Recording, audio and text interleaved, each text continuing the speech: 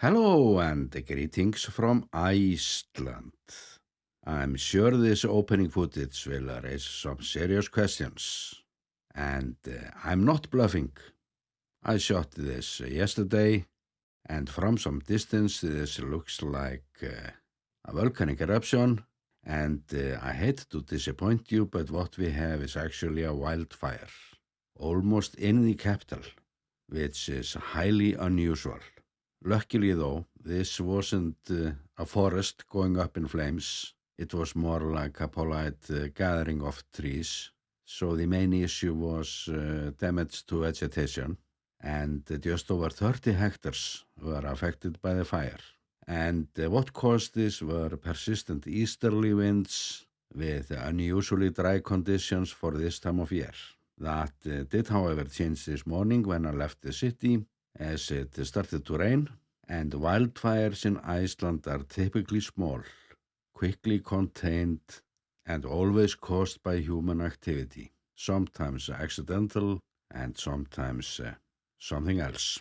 And although this was a very unfortunate incident that required many firefighters, what we took from it was a clear warning into the future, since we have numerous forestry projects going on around the city, alongside with large fields of lupin, which fueled lots of the fires this time. So we have a big reason to learn from all this, because this could have been so much worse. There are many horse stables around, and such communities are often built on the edge of residential areas. And although these stables were not at direct risk this time, the smell alone and the traffic of emergency services and such caused many of the horses to get nervous. So in many cases, the owners preferred to move them while this was going on. And if it wasn't for a suitable wind direction, this could have meant huge problems with the cold water supplies of the city, which are stored nearby. So we got lucky, and we hopefully learned a lot from this, because we need it. We have seen how wildfires have been devastating towns and villages all over the world, and we still have time to plan accordingly. And it is just a simple fact that we have no experience in Iceland working in conditions like this. So overall, we got lucky.